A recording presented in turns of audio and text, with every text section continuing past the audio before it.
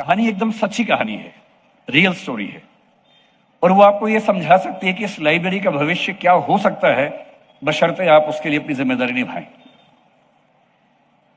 1999 की बात है, रियल बात है, कहानी नहीं है, रियल इंसिडेंट है।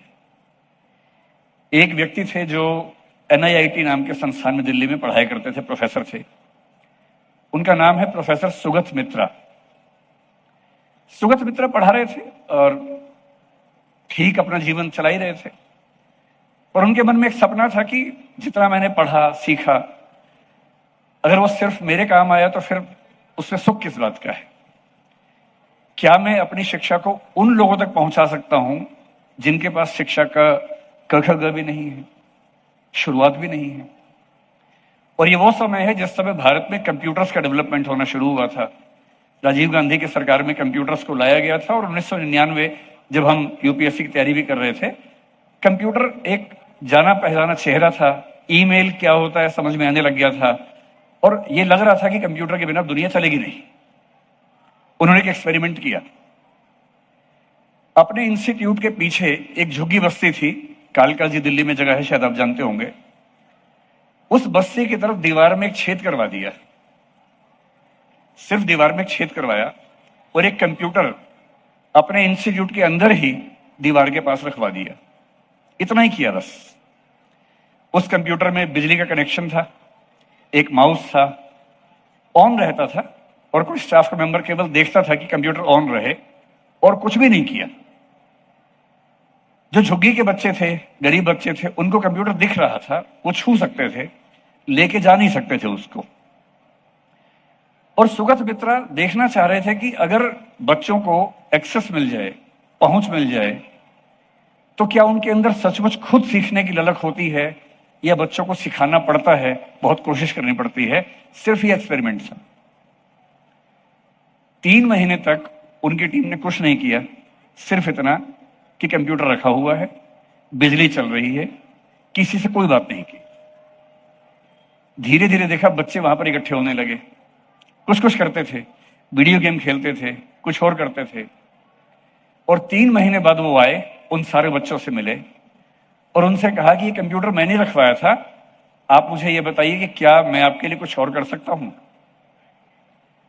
सरप्राइजिंग बात है कि उन बच्चों ने ये कहा कि सर रखवा तो दिया, इसकी जो प्रोसेसिंग की स्पीड है थोड़ी सी कम है, और जो माउस है वो ठीक से काम नहीं करता है, माउस चेंज करवा दीजिए, प्रोसेसर अच्छा लगवा दीजिए, हम और सीखना चाहते हैं।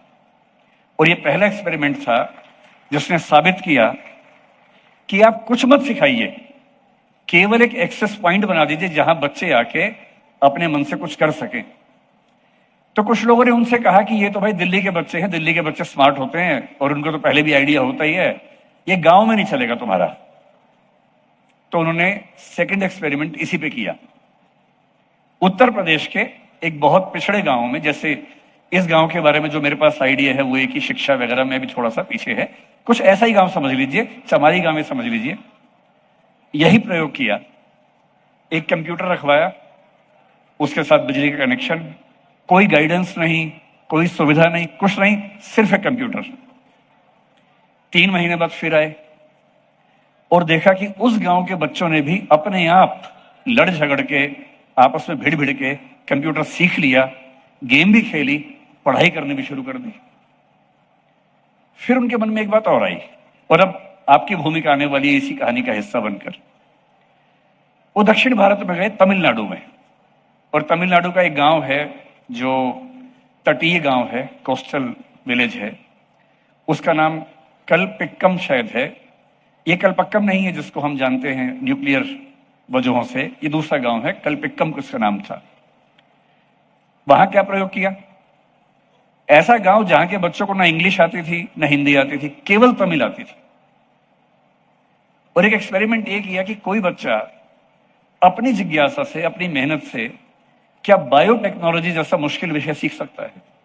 तो क्या किया, कंप्यूटर रखा, कंप्यूटर में बायोटेक्नोलॉजी के बारे में बहुत सारा कंटेंट, कुछ वीडियोस, कुछ ऑडियो, कुछ विजुअल्स डाल के रख दिए। अब बच्चे तमिल बोलने वाले हैं, उनको इंग्लिश भी नहीं आती है, कंप्यूटर भी नहीं आता है। 2-3 महीने के बाद जब रिसर्च हुई, बच्चों से बात हुई, तो एक बच्ची ने जो 12 साल की थी उसने ये कहा कि सर मुझे ये तो समझ में आ गया है कि जेनेटिक म्यूटेशन कैसे होता है, लेकिन अभी भी जेनेटिक म्यूटेशन की कुछ बारीक बातें नहीं समझ पा रही हूं, इसके लिए मुझे आपकी और मदद चाहिए। तो उस बच्चे का टेस्ट लिया गया और जब टेस्ट लिया तो पाया गया कि किसी अच्छे अंग्रेजी माध्यम के स्कूल में पढ़ने वाले बच्चों की तुलना में 30% लेवल इन बच्चों ने बिना किसी सुविधा के केवल एक कंप्यूटर के होने से खुद अचीव कर लिया। अब जो एक्सपेरिमेंट था उसमें आप शामिल हो जाएंगे। कोशिश की गई कि इन बच्चों को कैसे हम और अच्छी सुविधा में ला सके, क्या करें। एक छोटा सा प्रयोग किया और यह प्रयोग एक और बहुत प्रसिद्ध व्यक्ति ने भी किया, मैं उनका भी जिक्र करूंगा। प्रयोग क्या किया, उसी गांव की एक महिला जिसकी उम्र लगभग 30-35-40 के आसपास थी, दीदी समझ लीजिए, आंटी समझ लीजिए, चाची समझ लीजिए, जो बच्चों से बहुत प्रेम करती थी और बच्चे उनको बहुत मानते थे। वो महिला भी पढ़ी लिखी नहीं थी। उस महिला से कहा कि आपको सिर्फ एक काम करना है, ये बच्चे लाइब्रेरी में आएंगे, ये बच्चे कंप्यूटर पे खेलेंगे, इनको इंग्लिश नहीं आती, तमिल में कुछ कुछ करते रहेंगे, ये जो कुछ भी करते रहें, बस तुम खड़ी रहना और बीच बीच में इनकी पीठ थपथपा देना, इनका हाल पूछना और शाबाशी देते रहना। कुछ भी करें बोलना वाह बेटा बहुत अच्छा कर रहे हो, शाबाश, इतना ही करना है बस। और 2 महीने बाद देखा गया कि केवल उस शाबाशी की वजह से, इसको ग्रैंड मदर मेथड कहा गया, केवल उस शाबाशी की वजह से उन बच्चों का स्कोर किसी भी महंगे प्राइवेट स्कूल के बच्चों की तुलना में 50% हो गया, जो पहले 30% था। ये सारे के सारे एक्सपेरिमेंट्स डॉक्यूमेंटेड हैं और इसी स्कूल से एक बच्चा ऐसा निकला।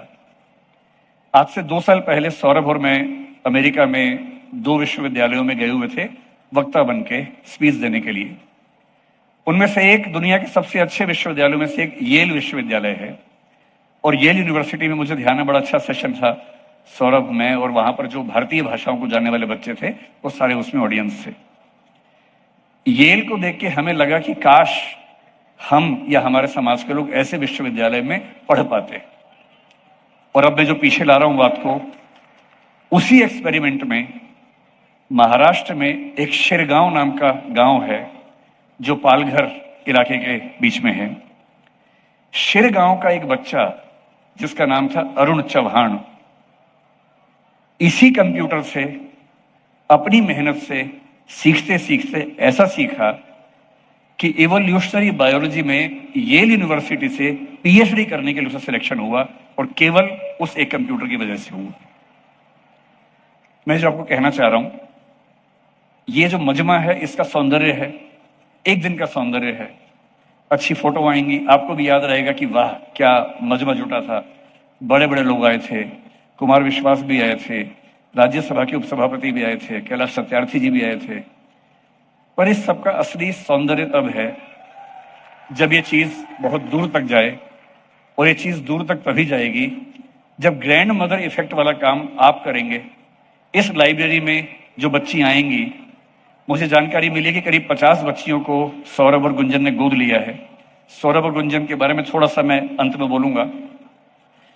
ये जो बच्चियां आएंगी, इन बच्चियों का हौसला तोड़ने के लिए 50 शक्तियां काम कर रही होंगी। जब कोई बच्ची अपने घर से निकल के लाइब्रेरी में आएगी तो रास्ते में कम से कम 10 लोग बोलेंगे क्यों जा रही हो बिना बात के, पागल हो, घर में चौका कर लो, क्यों ये सब कर रही हो।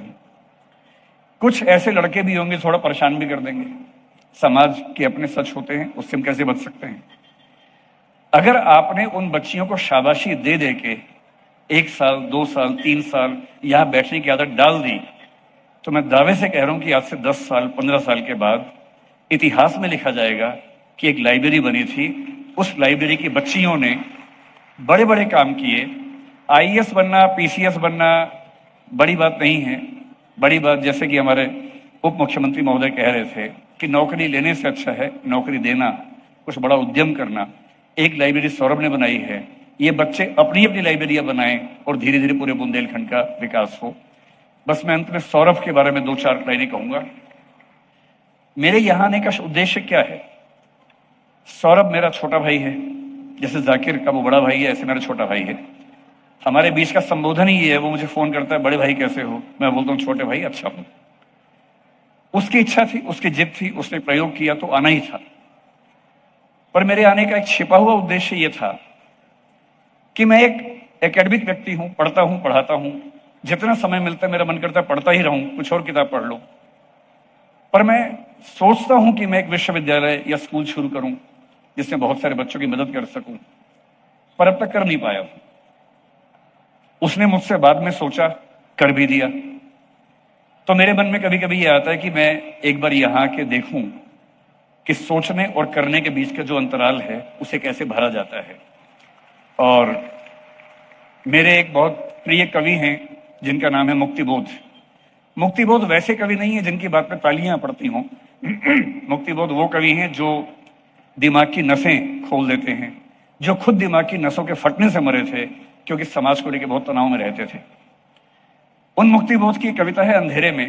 अंधेरे में की 3-4 पंक्तियां हैं। मैं जब भी सौरभ से बात करता हूं मुझे वो पंक्तियां याद आ जाती हैं। और मैं, क्योंकि आज का दिन बड़ा पवित्र है, महिला दिवस भी है, सौरभ गुंजन की शादी की 15वीं वर्षगांठ है, इन दोनों से बड़ी बात इस लाइब्रेरी की शुरुआत है और मेरे लिए बड़ी बात कि मैं इसका हिस्सा बन पाया। वो जो 3-4 पंक्तियां हैं वो ये हैं। ये सौरभ तुम्हें समर्पित है। कहां पर हो भाई? हाँ, ये सौरभ को समर्पित है। वह रहस्यमय व्यक्ति, ये व्यक्ति बहुत रहस्यमय है मेरे लिए, मैं इसको समझ नहीं पाता। ये कभी भी कुछ भी करता है। आज मेरे ख्याल से इस गांव का सौभाग्य है कि सौरभ यहां को मिला। बचपन की बात अलग है, बचपन में सौभाग्य सौरभ का रहा होगा कि उसको एक गांव मिला, लेकिन आज, और ऐसा होता है कि एक समय के बाद कुर्सी से इंसान की पहचान नहीं होती, इंसान से कुर्सी की पहचान होती है कि वो इंसान जहां बैठ गया उस कुर्सी का महत्व बढ़ जाता है। तो सौरभ को बहुत शुभकामनाएं। मंच पर उपस्थित सभी लोग इतने महान हैं कि उनके सामने बोलना मेरे लिए बहुत मुश्किल था, इसलिए मैं वहां देख नहीं रहा हूं, क्योंकि देखूंगा तो बोल नहीं पाऊंगा। तो मैंने हिम्मत करके इतना बोल दिया। उन बच्चियों से जो लाइब्रेरी में जाएंगी उनसे एक ही बात कहूंगा। भवानी प्रसाद मिश्र एक लाइन लिख के गए थे, कुछ लिख के सो, कुछ पढ़ के सो। देखिए, जिनके पास पुश्तैनी जायदाद है, जिनके माता पिता बहुत बड़े उद्यमी हैं, बिजनेसमैन हैं, जिनके माता पिता नेता हैं, मुख्यमंत्री हैं, एमपी हैं, उनको अगर छोड़ दें तो बाकी सबके पास जिंदगी को बदलने का एक ही रास्ता है और वो है पढ़ाई, और कोई रास्ता नहीं। इसलिए जिस देश की अधिकांश आबादी निम्न वर्ग, निम्न मध्य वर्ग, मध्य वर्ग की हो, वहां पढ़ाई से अच्छा कोई रास्ता नहीं है अपनी जिंदगी को अपने हिसाब से जीने का। पढ़ना जरूर है। डॉक्टर अंबेडकर ने बड़ी गहरी बात कही थी, खाने के पैसे हो ना हो, जूते पहनने के पैसे हो ना हो, पैर में जूता चप्पल हो ना हो, हाथ में किताब जरूर होनी चाहिए, क्योंकि किताब ही है जो जीवन को बदलेगी। और भवानी प्रसाद मिश्र ने बड़ी सुंदर बात कही थी, कुछ लिख के सो, कुछ पढ़ के सो, जिस जगह उठा था आज सवेरे, उससे तो कुछ बढ़कर सो, उससे तो कुछ बढ़कर सो। धन्यवाद, बहुत बहुत धन्यवाद।